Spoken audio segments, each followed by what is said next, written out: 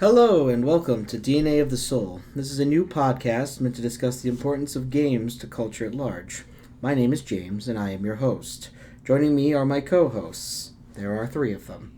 I'd like to start by introducing ourselves. We'll talk about our three favorite games, things to know about us, and our very first game. My three most important games are The Elder Scrolls III Morrowind, Mega Man Battle Network 3, specifically Blue Edition. It's very important. And finally, Dark Souls 3. There are two things I'd like for anybody listening to this to know about me. The first is that I tend to judge things on a scale of excellent or terrible. I tend to be pretty judgmental, and I know that about myself. And secondly, that I greatly prefer variety when it comes to games than anything else. I really don't care if something is the best or the strongest or the fastest. I care about whether I get a unique experience out of it, and I tend to prioritize that over other things. Finally, the very first game that I ever played was Super Mario Bros. 3 on the Nintendo Entertainment System.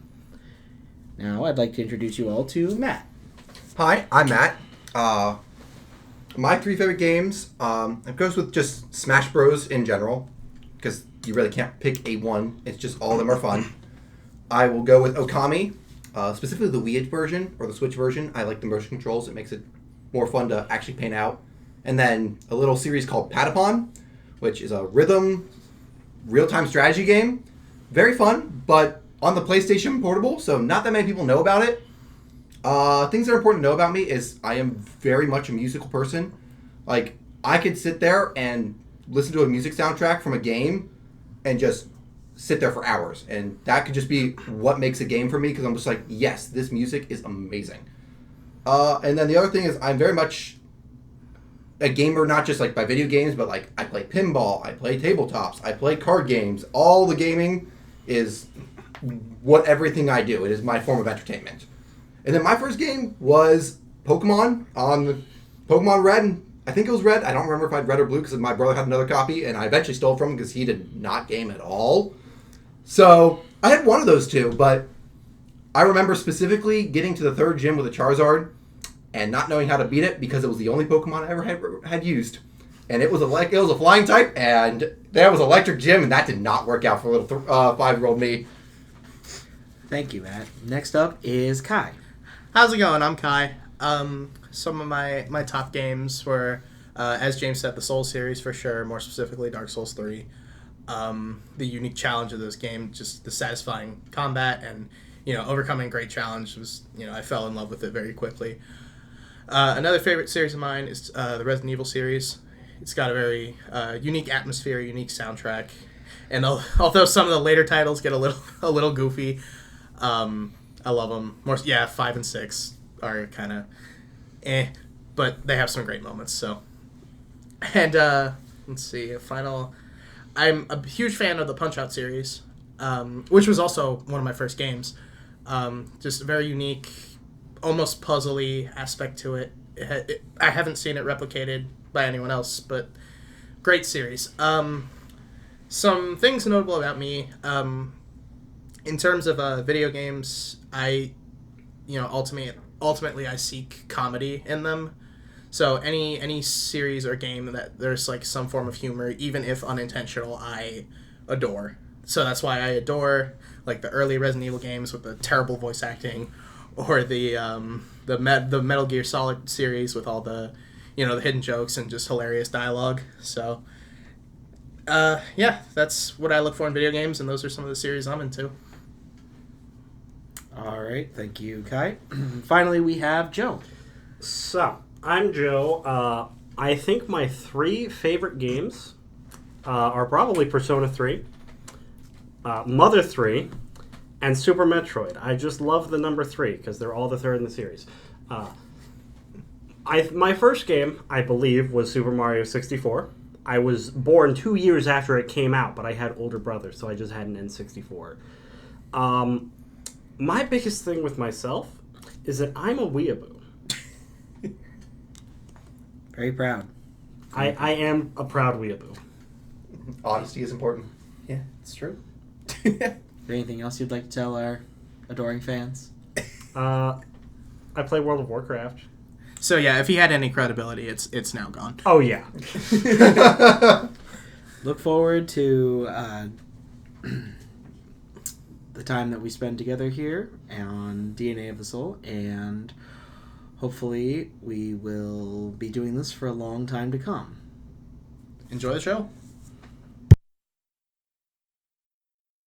Anybody listening to this, you've got your own personal favorite games. That's why you clicked on the podcast, so you want to see what we have to say about them. However, just because the game is good does not mean it will wind up on the show. That does not mean we will talk about it. We probably will wind up talking about it as it pertains to whatever the most significant game near it via genre, culture, association, or company is, but the episode will likely not be named after that game itself. We're looking at things like Skyrim, Super Mario 64. I will mess that up, and you will see how I mess it up later. Resident Evil 4, things that were very definitive at their point in time. The main goal is to be very objective. We're attempting to inject as little of our opinion as possible. There is a rating system we will go into, and whether we personally enjoy the way the game is played or not, it gets you around 50 points of around 2,800. It's very low. So this perspective we're trying to take is on how gaming culture has been shaped, how society itself has been altered by the existence of video games, and looking at them more as an art form than as anything else. So, what are our criteria? There are 4 primary criteria we will be looking at when we score these games. Each category gives a certain amount of points for each point it gets in that category. Each category is worth a different number of points. This results in a total rating at the end to determine generally what the level of that game was, how impactful it was overall. These 4 categories are before, so how the game came into being, whether that was the niche success of games before it, such as how Mega Man X had several Mega Man games that came before it that were all incredibly important and helped them decide how they wanted to design the next generation of platformers. During, so let's say that you had Super Mario 64, which sold 11 million copies, was half of the release library for the N64 on launch, and helped to reshape the entirety of gaming as we know it from how utterly successful it was on every forum. But what about Pilot Wings 64? Pilot Wings 64 is not Microsoft Flight Simulator, so we will probably not be discussing it. But it's Pilot Wings 64. I'm well aware. The third section is called Then. Then is the longest term category for the vast majority of these games. It is what that game wound up doing and influencing after it came out. Street Fighter 2 certainly still has people that play it, but there were a lot more people playing it 5 and 8 years after it came out. Please see Street Fighter 2 Championship Edition, Turbo Championship Edition. I could go on. It would be very simple. I think there's more versions of Street Fighter 2 than there are Street Fighter games, like other entries. I believe you're correct on that. So, but just because Street Fighter 2 was that influential for a period of time afterward does not mean it is as influential for the 4th category, which is worth the most points, and it is the Now category. How important is that game in the present day? These are the primary 4 categories we will be looking at. Now, there are a couple of bonus sections. These points can be earned based on things that do not come directly from the game or its impact. So those 8 categories are called, the first is known as unintended enjoyment. I'm sure we've all heard about the kinds of things you can do with Mario Kart that have nothing to do with playing Mario Kart. This could earn you a point in unintended enjoyment. Are we saying breaking Sonic 06 counts for points during this? Yes. Okay, that is just want to make sure. Exactly the kind of thing. Mods also fall within this category, since largely the developer did not intend for those to be a part of the game. So I think a lot of Valve games will be heavy hitters here. Our second category is labeled poor advertising. I'm sure everyone is familiar with the development cycle of Bubsy 2 and the torture that those poor stuffed animals went through by its development team. Essentially, did the game succeed and become a cultural icon in spite of itself? For whatever reason, was it not given nearly as much marketing as it should have, despite becoming a cult classic? Hi-Fi Rush. So on and so forth. Metal Gear Rising. The third is creative contributions. This is the culture of culture. This is where style of game tends to come in. So if the soundtrack for that game is incredibly important to its success, if it has entered mainstream culture through paintings, through performances at sporting events, so on and so forth, these are the creative contributions, and they are considered one of these bonus categories. Fourth is headlines. Now, not all video games have had the same kind of impact on people. Just like how some people overreact way too much to movies, there are people who overreact way too much to certain video games. If we come into contact with headlines while we are researching these games, we will give them additional points for that public visibility of the game itself. For reference, see the entirety of Rockstar games. Fifth, organized play. So there are several games which still have tournaments in spite of their owners not wanting them to have formal tournaments. Nintendo's Super Smash Bros. Being, yes, the most obvious example. If there are people that care enough about that game to keep it alive through organized play, it can receive bonus points through this category.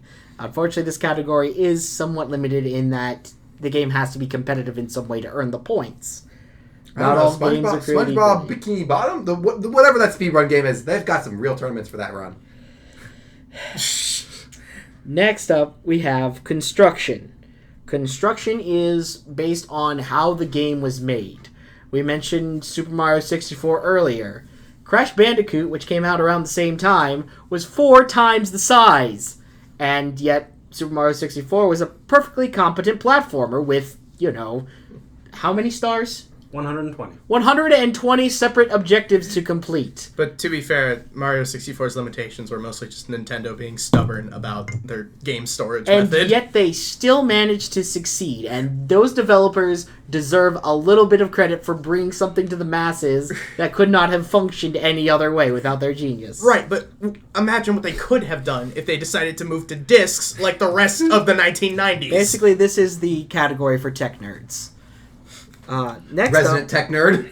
Listen. Is personal taste. This is the most subjective part of the entire process and can earn the game, as any of these categories, 50 points.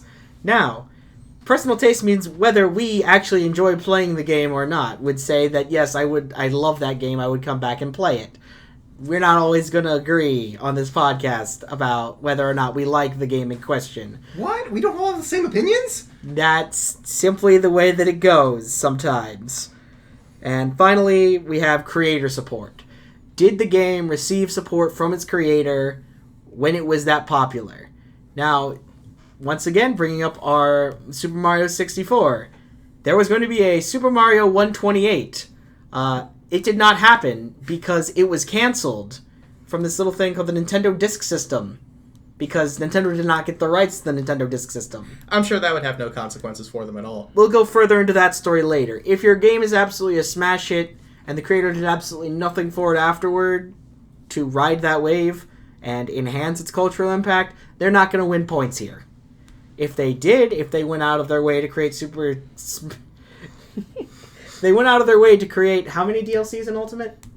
11 plus, a couple extra updates for adding modes and home run contest and stage builder. If they showed they cared, they can win extra points here. Because that does amplify some of the impact that the game had. These are all the categories we are focusing on, and we will get further into them in just a moment.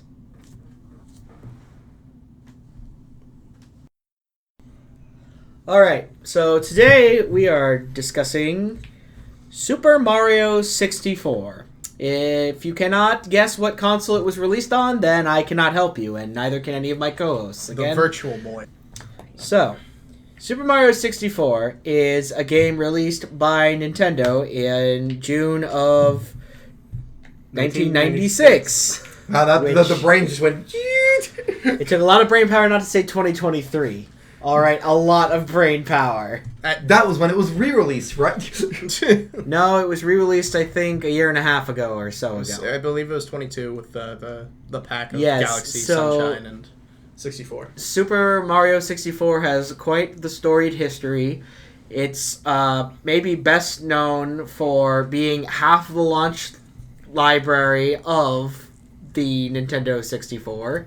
Yes, 2 whole games. An Launch honor library. it Great way to shares sell a console. with Pilot Wings, which we will likely not be covering on this show. What? I am disappointed by this. That's the only reason I agreed to do this. All right, well, ladies and gentlemen, you heard it here God. first. Our contracts were full of lies. Right? What the hell, man? All right. I signed a legal Now- document for Pilot Wings, damn it. What you maybe don't know is that Super Mario 64 was the first major role of Charles Martinet playing Mario. If you don't know who he is well known for voicing Mario and Most of the other Mario cast. probably Until recently. probably a good number of our listeners' childhoods. Fun fact, he also played Parthenax in The Elder Scrolls V.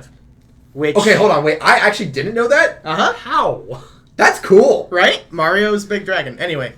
another reason to hate the blades at the end of that game. Right? Oh my god, don't even get me started. So, as for what Mario achieved, he's achieved a little bit over his time. He's been the face of selling almost every Nintendo console ever made.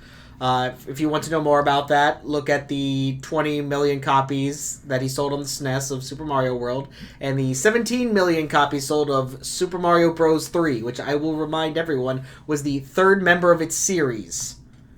He's also crazy. more recognizable than Jesus Christ. Yes. That's impressive. Yeah, right, didn't someone do the math and that's like actually Yeah. true, right? Yes, it is. That's insane.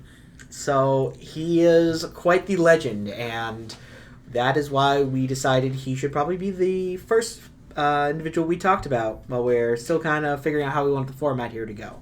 So, what else is important about Mario 64? Well, like you were talking about, to segue back to sales a little bit, it was the most selling game on the N64. Yes. It helps a little bit. It was a package game that was not Pilot 64. Even though it should have been anyway. Much like Wii Fit Sports. Yeah, right. Great game, by the way. There's a reason to play it for longer than an hour. Huge significance. Obviously, it was one of the first major 3D platformers as hardware was finally getting to the point where it could achieve that. Although it was limited by its storage medium because Nintendo was very stubborn about keeping to cartridges instead of moving on to discs like the rest of the 1990s. We will get more into that, don't worry. If you've not heard of the phrase disk system before, you're going to learn a lot more about it than you ever wanted to know. A lot of those companies they just want to keep doing the things they want to do them. That is actually a very thing that's in the Japanese culture, is that when it comes to the development cycles, they want to do it their own way. Like, one of the big ones is like Super Dragon Ball Z, for the longest time, didn't have rollback netcode. Because they wanted to develop their own version of rollback netcode. Talking about fighters, right? Yeah, Dragon Ball FighterZ. Yeah, but like they wanted to, instead of having rollback netcode, just taking it from another game, another Arc System game, which was who made them. They're like, no, we want to do it ourselves, and that's Build big it from reason the ground that up. yeah, they want to build that. It's important to them that they want to be the one that does it themselves, which is a big reason why they stuck with the cartridge, which is very interesting to think that it's just like how much it matters to build up a cartridge, and then it's just like. It's not easy. It's not easy, and like they did a good. What they did though with the cartridge is amazing. The game is. They definitely made the most of what they had. Yeah, that game is huge. If you really think about back then of what games were. I mean, How many levels are there? 15. 15 with each 8 stars. Yeah. Also, 100 coins at minimum in each level. Actually, every level has 7 stars. I thought it was 8. It has 7. You have the 6 main missions and 100 coins. Oh, and the 100 coins. That's where my brain was thinking 8. Yes. Each level actually is programmed to have 7 stars, including all of the side levels that don't have 100 coins or 6 missions. I didn't know that either. Yes, I learned that through Mario 64 Chaos. Thanks, Huh. Kays. Yeah. Well, we'll get into mods and ROM hacks later. There have been a variety of influences from Super Mario 64 over the years. Some notable additions include the popular spin jump, which you can still find being used egregiously in modern platformers. Both And they even put it in Wonder, Super Mario Yeah. Wonder. Like that's one of the badges you can get is a spin jump, and lets you blow bubbles that allow for almost infinite flight. Yeah, I guess that's the first thing we should bring up is the revolutionary amount of changes to Mario's movement. that Yes. game, yes, Right. The fact that 3D Mario games have literally made walking fun is Right. phenomenal. And just how much of I never thought about that way. how much of 64 is present in like Mario Odyssey. Like all of those moves started like besides like the Cappy moves, like the the long That jump, whole moveset. the ground pound, Yeah. that's all 64. Which to think how much of that carried over for so long, it's just a testament to how timeless that It even movement carried is. over into other games of that time. Banjo-Kazooie had the moveset. Donkey Kong 64 had the moveset. I know those are both rare games, but they're the first two that came off the top of my head of like other games just like this is a great way to move in the 3D environment.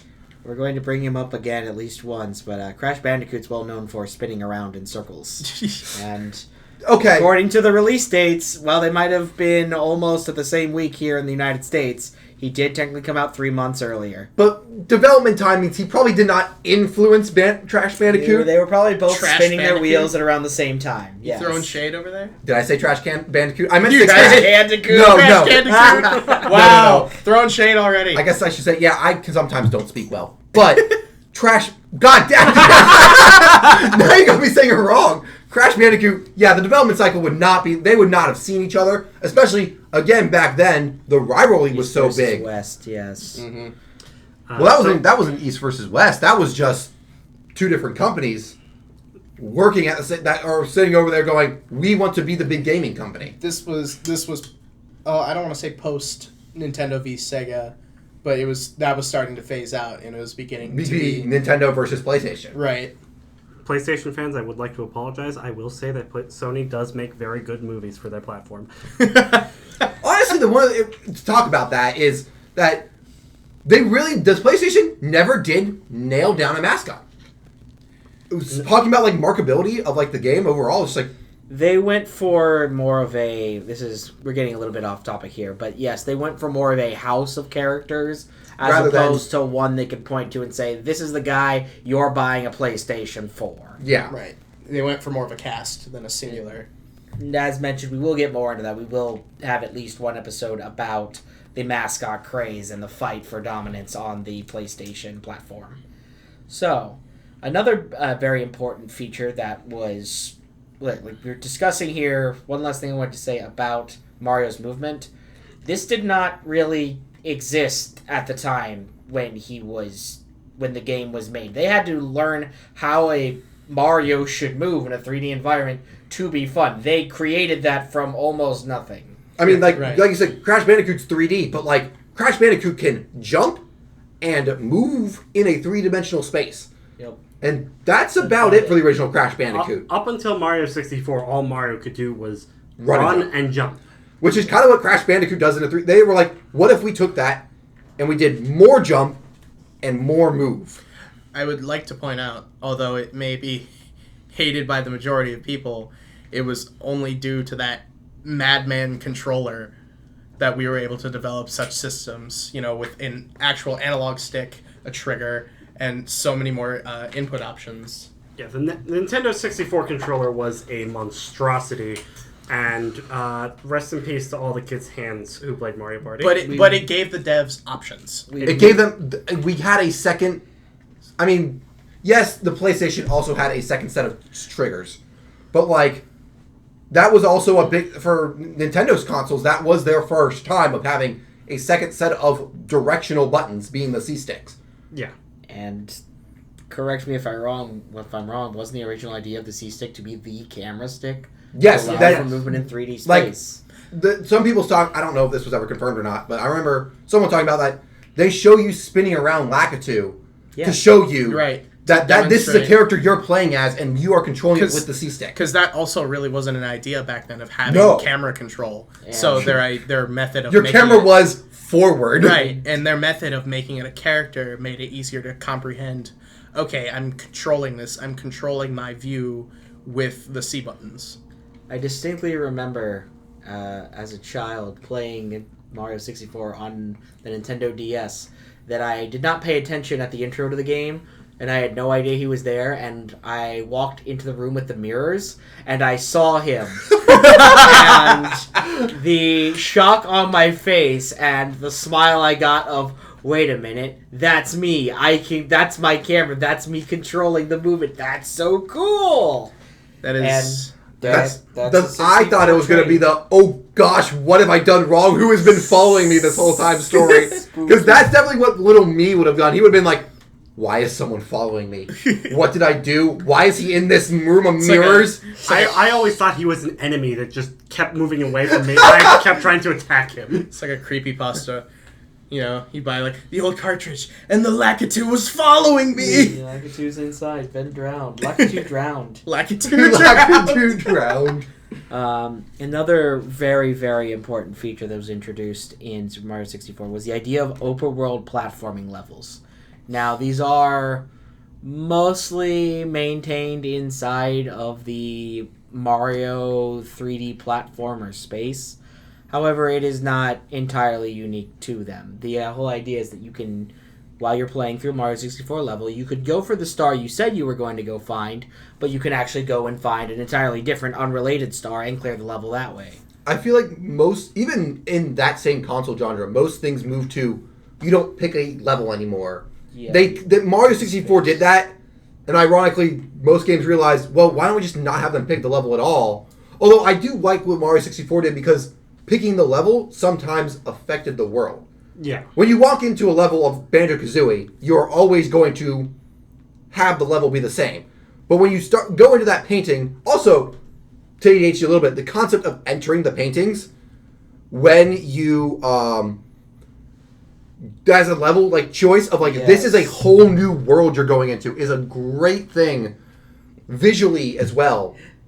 Now, I don't want to say that that's exactly where the painted world came from, but let's be honest. Painted world Mariam is from Dark Souls. Yeah. Oh yeah, that's 100%. Yeah. But that was a great way to communicate also to the players. Every time you enter this world, it will be a little bit different, and it's going to be completely different than the place you were before. And you have an idea of what you're going into from the picture. Yes, from the overworld. Yeah, you're like, oh, I see the giant fire here. I might be entering a volcano, or there's a snowman on that. That world's going to be icy. There's a giant bomb here. Maybe I have to fight a giant bomb. And then we had Mario Sunshine introduce slight bits of story progression in the levels. We're not there yet. There's not story progression yet. Yeah, no. We just play the game. This is Mario 64. There is no story. But to add on to that whole painting effect of jumping in and it kind of wobbles and deforms, that also led to easy implementations of secrets. Yes. So, for example, if I recall correctly, there's a room, you first walk into Peach's castle, you go up the stairs, there's a room with 3 windows. Yep. And you can jump into one of the windows. You can jump into one of them, but there's a very little indication that you can do that. You just have to go, But, I could do that. This room's empty. What's in here? Right, but you're taught, hey, there are things that, normally you can't jump into that but we you can. So, I think, it could lead to experiments. Like, hey, what if I jump into a window? And then usually it's followed by Mario hitting a wall. But sometimes you're like... One time it's just whoosh, and then oh my god! And then they're playing the best music. Oh god, slider. Yeah, and then you're sliding down, and it's great. Something to keep in mind, maybe part of the reason we're not talking about Pilot Wings is because Super Mario 64 also had one of the first true instances of flight in a 3D space. And I'm almost certain it had the first one going from a ground-based character to one who could glide. That's another thing that's in the 3D space in general. Yes. Mario 64 has done a lot of things that are just, we are in a 3D space. Let's do something cool with it. We're also not talking about Pilot Wings because it's Pilot Wings. You made us not talk about it. But whatever. Okay. We were contractually obligated not to talk about that game any more than mentioning it. Right, yeah. I've never even played it. The legal team's making some big gestures over there. Oh no, it's a legal team. First time a player enters that particular space, when they get the wing cap, and when they realize what they can do with it, that is a moment of a gamer's experience that should be that I think people should try to strive for. Yeah, you're thrown into the wing cap course for the first time. You just look up into the sun. Yeah, you also have to figure out you talk to the toads like around the castle, and one of them's like, "Hey, that sun looks different." And you're like, "What do you mean?" Maybe you should like look at it. And you're like, "Okay," and you're just like, whoosh. You're suddenly, and then you're just flying, and you're just like, "I can fly." This was an option the entire time. It's my headcanon that Toad just like slipped Mario something. That Toad. They're all shrooms anyway. Yeah. Oh yeah, good point. It's just proximity. It is, yeah, but really like things. I wanted to ask: isn't Super Mario 64 the first game without the mushroom power up?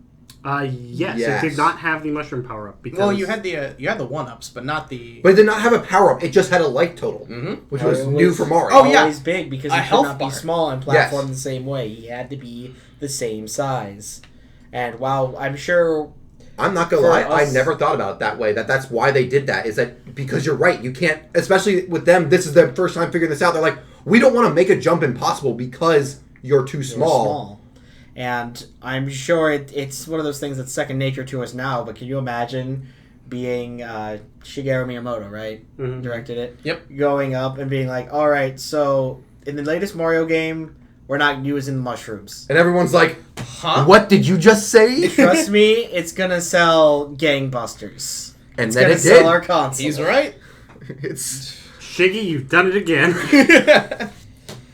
You son of a bitch, I'm in. Now, we've brought him up. I do want to mention a kind of unfortunate fact, a bit of trivia. So this was not the game that ended Shigeru Miyamoto's direct involvement in game development. However, trying to work on the sequel was his final work, and it is considered it was directly responsible for him leaving game development, unfortunately. The crunch around both Super Mario 64 and the sequel they planned for it was just too much pressure for him, unfortunately. And there are at least 2 developers from the original Super Mario 64 team who retired after 64 was pushed out the door because of how grueling the crunch time on it was. They saw success and they said they wanted more, and it was hard to. The hardest part is to repeat what they had just done. They kind of caught lightning in a bottle. Yes.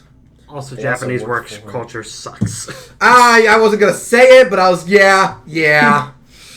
There's some unfortunate situations. Yeah. The last thing it added, and something that I would argue has become kind of a staple, is the rhythmic jump also. The triple jump? Yes. Yeah. That's another movement thing that was just like, well, we want you to go high, but we don't want you to just go high for free. So they're like, how do we do this? And they're like, oh, well, if you think about it, momentum. And so carrying momentum from movement into jumps was a good way to do that. And then finally...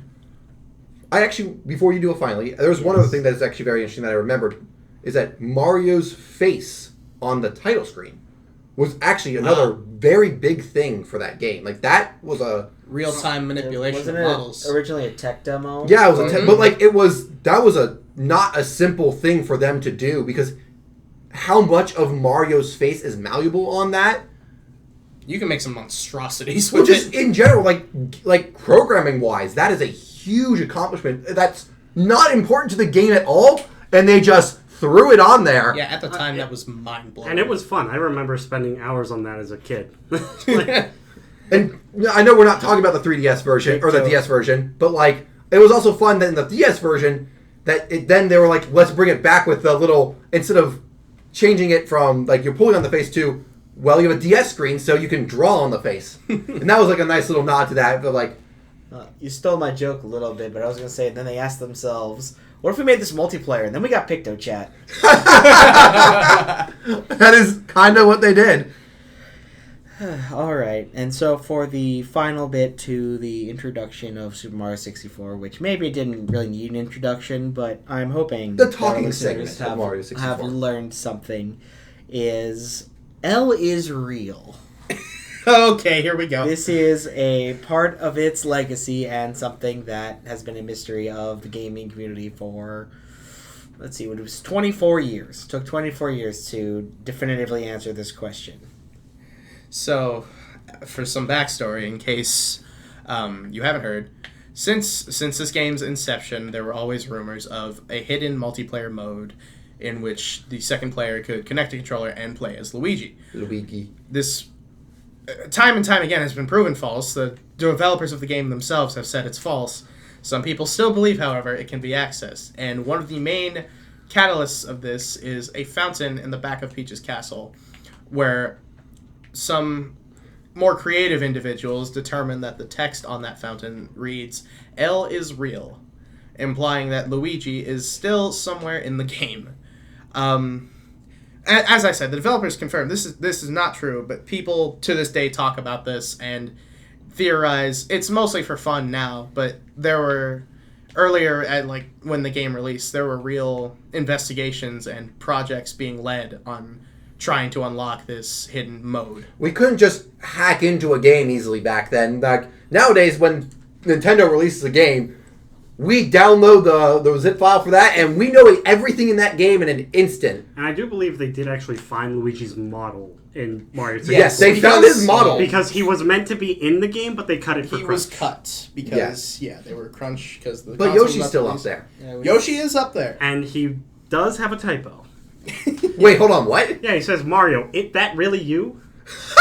Yeah. Really? Yeah. Maybe I did not know about that. Maybe he just has a Yoshi accent. Maybe the developers never found Yoshi.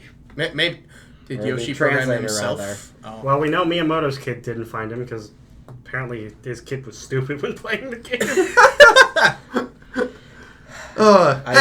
I will say, as a kid, that game in the lower levels wasn't as easy. No. Yeah, no, it has No, some he tough just, moments. but Miyamoto's kid just kept He running into left walls. water. And I've never heard this story. yeah, no, Miyamoto literally questioned, is my son stupid? Because he just kept running into walls face first as Mario and never getting anything done. He's just like, Oh no. I know it's a game and it's supposed to be fun, but complete the objective, you little stupid idiot. Come on.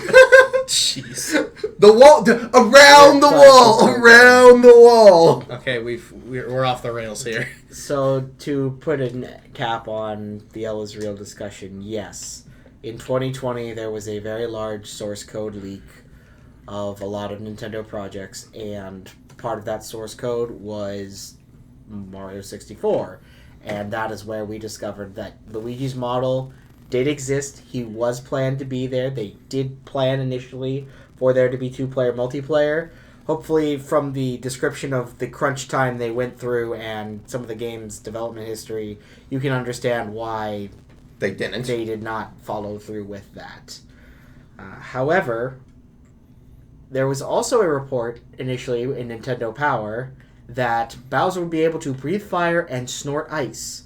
And while he does in fact breathe fire in Super Mario 64, we wound up seeing that ice snorting power on the GameCube with Luigi in his mansion from the robot Bowser. It has... It's the funniest part is it's not even actually Bowser. Sorry. Oh, by the way, spoiler warning for the end of Luigi's Mansion.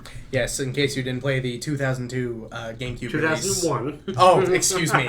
Sorry, it's 23 years old. My bad. It got a remake The game is older than me. Good lord. You hit me with an old bullet. Why would you do this? Because I'm making a point. And our final bit of trivia is that King Boo's laughter is just Bowser's laugh sped up. Is it really? Yes, the Boo laughter is just Bowser sped up. Oh, man. I didn't know that either, so I realized that I was just sitting here doing nothing, and I'm like, wait, people can't see me. That's kind of disappointing, because I've always thought it was like, how did they get that sound? It's No, so actually, now that unique. you're saying it, I can hear it, in, like, the tonal of it, of going, whoa, Right. Oh, man. wow, that's interesting. Revelations. Alright, so next up we are going to discuss Super Mario 64's ratings in our 4 categories. A quick reminder, those categories are before, during, then, and now. And these categories are each to reflect the cultural impact of Super Mario 64. So, first category is before, things leading up to it, and I don't think it's hard to understand why it earned 5 out of 5 points in that category. It's almost like it was leading up to selling a console. It's almost like the previous entry, Super Mario World, sold 20 million copies, as earlier discussed, and how the Super Mario Brothers games sold a previous console. They knew what they were doing. The entire world's eyes were on Super Mario 64, and they delivered. Yeah, they managed to satiate impossible expectations. Which is impressive. Which just does not happen much nowadays, and maybe that's me being old and bitter, but No, I kind of agree. it really is. It was a different expectation of the time, and they wound up selling an entire console on the back of it. You could feasibly own an N64 just to experience Super Mario 64. That was what people wanted out of that game, and it more or less wound up delivering, and that leads us into the during category. During, it also has earned 5 out of 5 points. The game was wildly successful. It was the most successful game on its console. It was the 5th highest selling game of the 5th generation of consoles. Period. And I won't say that it little bit got helped by being a launch title, but also, like you said, part of the reason to buy an N64 was to get Mario 64. It was definitely a massive like you said, like being a launch title. I'm sure it helped, but I think if it wasn't, it would have sold just fine. Right? It just made it easier to sell. Yeah, it's Mario. Everyone plays Mario. Right. We liked the Jumpman. We do, and it is especially impressive for its time when the N64 was seen as the get this console if you have friends you want to play games with machine, because Super Mario 64 is a single player game. Yeah. And it's the highest selling game on the N64, which was, again, regarded as the multiplayer console. You can have a lot of good multiplayer games. Yeah. First Smash Bros. GoldenEye. Yeah. Donkey Kong 64. No. Banjo and Kazooie. That's another good multiplayer. Honestly, that was a single player. No, the rare multiplayer games, they're fun, but that's a tangent. Monster Truck Madness 64, buddy. Yeah! Mario Kart 64. You don't want to think about the cultural impact of Monster Truck because they were still making those games on the Game Boy Advance, like over a decade later. Mario Kart 64's multiplayer mode, free of audio. Well, some things simply didn't come to pass. Other things did, though, and some other things that came to pass were what Super Mario 64 led to. This is the then category, and it covers the influence of the game moving forward from that point. There really is no understating the effect it had on platformers. 3D platformers. It created the formula. It the literally formula built a genre. Is observed to this day. You will find its bones lying around, not just in platformers, though, but also in all kinds of games, whether they're movement-based, Assassin's Creed, needing to move around, jump around in a 3D space. Yeah, guess who they owe that to? 3D beat-em-ups. I would say also simply in like fundamentals of level design. Yes. The level design was also of Mario 64 was amazing, and well, like I said, it was first of its kind in a 3D space. Still carries forward to this day. Not every one of them is a smash hit, but the overwhelming majority, I would say, are. Lava World. Lethal Lava Land was... Lethal Lava Land. That's what Let it's me called. try to figure out how to swim into this fish's mouth. Oh, no. Okay, that too. Those eels still scare the crap out of me. We didn't even talk about that. Underwater mechanics, too. Yeah. I would argue they might have introduced them, but they did not. They did not perfect them. But they tried, and that takes effort. They get a little extra credit for that, but that is not the main selling point. The 2 underwater levels, and they both suck. Yeah, but they had great music. They did have pretty good music. Thank you, Luke Saward, for. I didn't even think about that. Oh my gosh, for the music too. Mm. Oh my gosh, Mario 64 music is. It's like I said, we were talking about Slider. what's the name? What is the underwater level that's like everyone knows that I can't think of the name? Dire Docks. Dire Docks. Thank you. I'm sorry. I'm insane. the bad with the names, but like, there's so much good music from that also translates further on. You can hear it referenced throughout other Mario games. There has been a sentiment that was popularized a little bit recently. I don't know how many of you are familiar with Balan Wonderworld. I think everyone's familiar with it, but not with a good reason. Now, it What do might you have mean? been the largest budget title in this genre in recent memory. However, one of the stated goals of Balan Wonderworld was to deliver something that could be understood by any person. Those I musical think Mario sections. succeeds at that leagues Oh, better yeah. than almost any other game you'll find. You don't have to understand why you're there, who Princess here's Peach the thing. is, what the big dinosaur is. All you It does not matter. all you know is at the beginning of the game, you're like, "Hey, come get some cake. It's delicious." And you're like, then some guy goes, "Yeah, the girl's gonna make a cake. She's gone. Some Bowser took her." And you're like, "Oh, I must save her." And Then- that's all you need to know. But you don't even need that context You to don't. play the game at all. But like that's all there is to Mario 64. So even more so, where you're like, simple to understand is like, go save this person who's been taken. That's all you need to know. And in that way, Mario 64 did carry a lot of the spirit of its predecessors, where what mattered most and kind of primarily was gameplay. Yeah. It has a story. The story is not what's important. Story's never the highlight of a Mario game. Unless it's an RPG. Well, okay, yeah, the But Paper it Mario and Those the ain't RPG. Mario game. Even then, the gameplay is still really fun. I mean, okay. And the main focus. Thousand Year Door still brings tears to my eyes, but that's an exception. Hey, Sticker Star and RPG. Okay, no, No, we're not getting into we'll this. get too far on if we go into We apologize for this Sticker Star based tangent. There's gonna be riots if we keep going. They don't like one of my favorite games. Anyway. And he just got canceled, ladies and gentlemen. I You apologize. just said Sticker Star was a favorite game. You want viewers? Don't say that. Anyway. Sticker Star's ass. Anyway. That is the why and the how of how Super Mario 64 has earned 5s in 3 out of 4 categories. I can't understate how it managed to get those.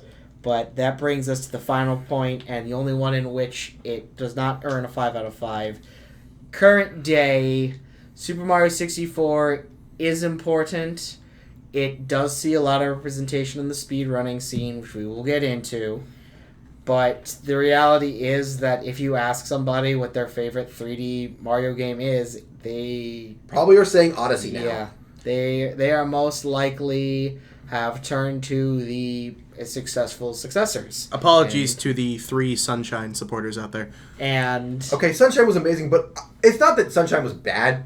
It's just that Odyssey was very good. Odyssey was amazing. They took everything they had been learning in those last what was the time? 4 years. But like, how long was it from Odyssey? Probably like 20 It was something. 2020, right? It kind of, Odyssey was 21 years after. Odyssey was 2017. Yeah, so was- like the 21 years they took, and that was the peak of 3D, and obviously it's the last one, but still, I mean, to this day, I will still that was a To tight. this day, yes. To this day, I will still Whoops. load up Mario Odyssey and play it just because it is a fun game, I and argue, it takes those Mario 64 things and just elevates them. Right, I was gonna say, I say Odyssey did recently what 64 did in its time. It added crazy movement mechanics that were super well integrated, amazing level design, an awesome soundtrack. It essentially hits all the points that 64 did, but just comparable to modern gaming. And Yeah. these clowns are going to forget Mario Galaxy, which was great. No. The only one It of them had- that got a sequel. Galaxy was my childhood. That was And oh. Galaxy was great. Even if it did have some really wacky gravity mechanics at times, game was Sometimes still you jump off phenomenal. the planet and you just keep going. It's fun. You brought up I love Galaxy. You brought up the sequel. Fun fact, that was actually just supposed to be an expansion. They were going to release a sort of deluxe version of the game with the content in 2, but they realized they had so much they were just like, You know, why don't They we just had make Yoshi. another one? I just realized this is the second time they've done that. Yeah. Because that was also what they did with Tears of the Kingdom. That was supposed to be a DLC, and they're just like, we have so much game. Let's just make another one. We could just make more. So, we have wound up talking about an entirely different game now. However, Whoops. I will reiterate something I mentioned earlier, in that it is harder to get each point than it was to get the previous point, and each point is worth more. And despite the fact that Super Mario 64 is not really played daily by most people, it does still have 3 points in this category, and this is the reason why. You can still see its influence all over the place. It was directly re-released last year? 2 years ago? 2 years ago, with the anniversary collection for Mario, and it has been a wildly important and successful part of gaming history that is much beloved. And it's still a blast. It holds up remarkably well. You go back and play the game, and you're still having fun. You're fighting the camera a little bit, because the camera controls back then, like I said, that was the first they were doing it. So it was a little janky, but... That would be my only complaint, though. Yeah, like... Movement is solid, music's great. Obviously, the graphics are dated, but that's just... And you can still pick your flavor of whatever you want, because there are ROM hacks out there. And a lot of ROM hacks, some fix the camera, and also just add completely new levels, and it's... Which brings us to... Thank you, Joe, for taking us a segment ahead. We've discussed the overall categories. Now it's time for some bonus stars, which... That's actually funny. They are bonus stars. They are bonus stars. There are 8 potential categories that bonus stars could be earned in, and Super Mario 64 earned points in... Most of them, I believe. Yes, 5 of them, to be precise. Jeez. I mean, like we were just talking about ROM hacks, and I believe that's under... Current. Unintended enjoyment. Because Nintendo sure would like it if they did not exist. But they do. You can use a shotgun in Super Mario 64. Okay, that's not a mod. That's actually someone redoing the engine. Oh, I'm sorry. But I would It's still Super Mario 64. Yes. Along with Super Mario 64 Maker, which is another interesting Crazy fan project. If you've not heard of that, please look it up. Case and awesome. Manuar on YouTube. Yep. He's the big ROM hacker in that community. He's been doing it for how long? He has completely revolutionized the Mario 64 engine and Right. allowed so many people to come up with so many different things just due to the work that he has put in. And he's been doing it for 8+ years? Oh, he's been doing it for a while, yeah. It's amazing. And I could fold him as well. And thank you, Joe, for that. So it obviously earns the points for the unintended enjoyment. Game has been dissected, revived, revivified, and Frankensteined. Apologies.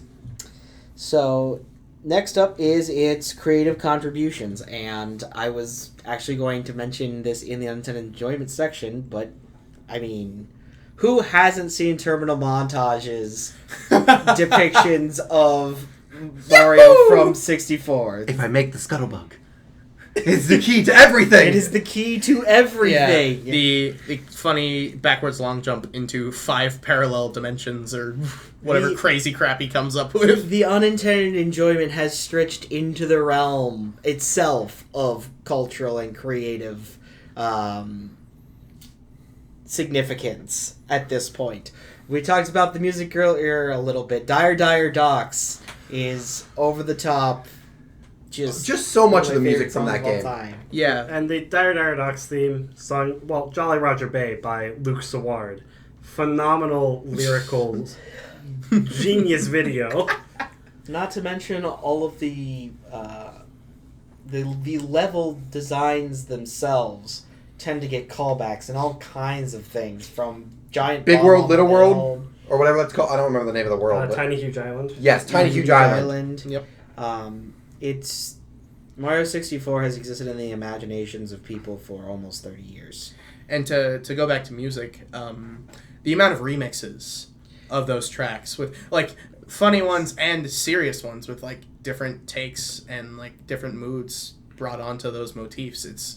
It's kind of beautiful. Definitely a lot of vibey music can come out of very remixes. much. And this is where 64, I think, shines the most. There have been plenty of 3D Mario platformers over the years, but 64, despite not having much of its own distinct style, the individual parts of it that had that style have been very well remembered. I mean, just grabbing Bowser by his tail and swinging him around turned into, his most effective throw that he still uses today in Smash Brothers. There's definitely, while playing it, you can tell there was just so much love in the development and like so much passion. They wanted to make an amazing game and they succeeded. And they nailed it. The next point category in which it earns additional points in is organized play. And this is a category I will admit I do not have as much experience in as my co-host, so I will turn it over to Matt and Joe to discuss. Speed running, I would definitely consider under this. The Mario speedrunning community? Yeah, there's still stuff being discovered to this day. Just new tech. I think it was a couple months ago they found a new thing.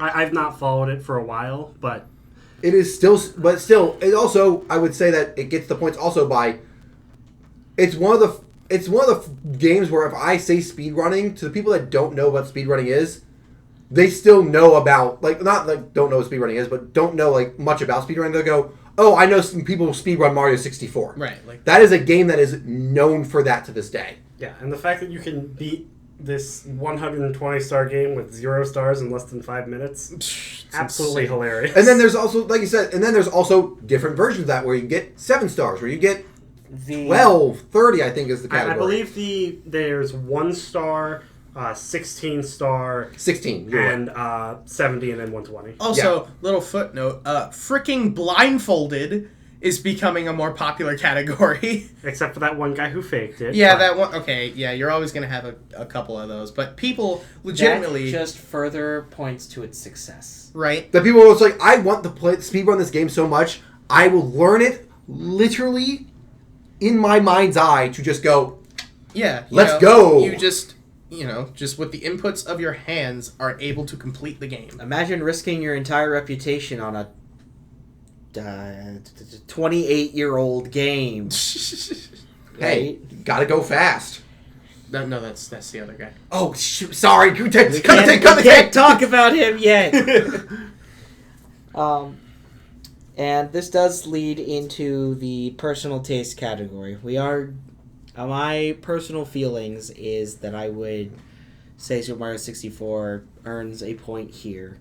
And that is because I have actually participated in a Super Mario 64 speed run. Wait, what? How? I never heard this story. I don't legitimately know. It occurred during the pandemic, and I fell behind during Pirate Bay. Jolly Roger Bay? Yes, I kept pace with my opponent until that point, but we had a 10-star stop rule, and that was the point at which I fell behind. We got, I do not remember exactly how long it was. Oh, so basically once you're 10 stars behind, yes, you were done? I was knocked out. Yes. That's fair. And that's fun. I sincerely hope we will have my opponent for that speedrun on this program at some point. If we do a Sunshine episode, we're going to find a way to get him on here. Hard work and determination. Yep. So, anybody else want to talk about their favorite things about Super Mario 64? I'm actually going to say my thing, which is I didn't actually own this game as a kid. You mentioned that, yeah. I got an N64 used, and the first game I got on it was Donkey Kong 64. Your obsession is maddening. Which, first off, no 5-year-old child should ever own that game. It is so hard. Thank you, Donkey Kong 64, for killing a beloved genre. Sadly, that game, just the difficulty alone probably did not help with like, hey, kids, you want to play this? No. But no, afterwards, I got the DS remake, which is mostly the same game. They changed a couple of things, like adding the characters, like you can play as Wario and Luigi and all. They made El Real. They did make El Real. And they added 26 stars in there somehow. See, I didn't actually know that. Yeah, I never won 100% of the game. I just finished it. There are more stars. But that actually doesn't surprise me. There's a Delfino Plaza place. That's probably not in the original game. They just realized that, yeah. Yeah, in fact, Miyamoto actually considers Mario 64 DS to be the complete version of the game. Me too, because that's the one I played first. That is a good version. I mean, the controls are kind of... It's just limited by the platform it's on, but... It's a tiny screen! Did I say limited? Jesus, sorry. You mean the controller, right? Yeah, it's limited by its control. But, yes. But my point is that the game is still super fun, though. And I have... It was about, 6 months ago, right before my DS broke. Pulled up that game and played it a little bit. Mm-hmm. And still was like, yeah, this game is still good. As for me, I played Mario 64 as probably my first cognitive memory. My family tells me stories about me running and jumping around the living room pretending that I'm in Mario 64, and that is before I can even remember. That's adorable. That's great. I was 3 at the time. And just picture little you going, wahoo! Oh yeah, they thought that something was wrong with me because I was running around the living room yelling hot lava, and Mamma Mia. Hey, did you try backwards long jumping anytime soon? No. I didn't even know how to long jump until I was 8 because I didn't read the controls because I was a stupid kid. Oh, I bet your mind was blown. Man, imagine having the N64... You don't even need to be able to read to play this game. That's another thing with accessibility. You don't even need to you don't need the full extent of Mario's moveset. That's how developed it is. Yeah. As for me with Mario 64, it was a little before me, but I picked up the Anniversary Collection when it released on the Nintendo Switch, and I played through it, and it was great. I could tell immediately how special the game was. They were essentially developing it on a potato, and I had a similar feeling to when I was playing Odyssey. Fantastic movement, great level design, great music. I could tell it was purely passion fueled, and that makes it very timeless. And so I still had a great time with it. And that brings us to our final star, so to speak. Creator support. And this category comes from... all the remakes we were just talking about playing. All those remakes. Nintendo has shown that they still consider Mario 64 something incredibly important to their history. Nintendo may just a little bit support Mario. Tad bit, yeah. Shigeru Miyamoto might be considered kind of an important guy in their little. corporate structure. And he was the director of the game. So I guess Mario's gotten a little popular. They've gone. Hey, he didn't get a movie or anything like that. They've gone above and beyond to make sure that Mario 64 is remembered in public memory, even if it has maybe been superseded a little bit by the success of its successors. But I feel that's the only thing that could overtake it is its successors. Yes. They learned from that and made more and made better. Some would even say not better, just they made more. Yeah. But, yeah. Very impactful. And a lot of people have tried. A Hat in Time. It was pretty fun. Balan Wonderworld. Oh, we didn't even talk about indie stuff with that. Yeah, Hat in Time is another great game. My personal shout out would be to the game whose name I cannot remember at this moment. I'm so sorry. Oh my gosh. It stars a character named Beals. Beals? Beals. Some indie game on Steam that no one's ever heard of. Oh. Yes, it has a killer soundtrack. I know what you're talking about, though. We did play that. That was fun. A Little Devil game? Yes. I don't remember the name of that. Spinning Devil Girl. Yeah, it's in that game. That game, I do not remember seeing the title for anything of that, but remember watching you play and be like, yeah. And then Demon Turf. It is called Demon Turf because your goal is to steal turf from the other demons, and you are just a person with Mario's moveset. Yeah, you're just a person with Mario's moveset. But still. But not Mario, that's important. People just love Mario 64. Nintendo's lawyers. Yeah. So... Alright, so the final score for Mario 64. I don't want to tap the table, but also out of 2,474 possible points, it earned 2,375. Holy This is the highest statted game that I have put through the algorithm I've made so far. It has earned 96 out of 100 for it how well it scored and its bonus points, and there really is no understating how important this game has been to Nintendo and the world as a whole. Starting on a high note. Yeah, I would say so. And And gentlemen, if you would join me real quick. Dun dun dun Dun, dun dun, dun dun, dun, dun, dun dun, dun, dun, dun, dun. We're off key now. dun dun dun dun dun dun. So iconic. I love it. And Good thing none of your singers. Yeah. Join us next week where we cover Pilot Wings 64. Nope, you're off the podcast. What? False advertisement is a crime. One day. as for what next week will actually be, I have not gotten that far out yet. Or week. This is still the first episode of our new format, and we will be exploring it further as we go along.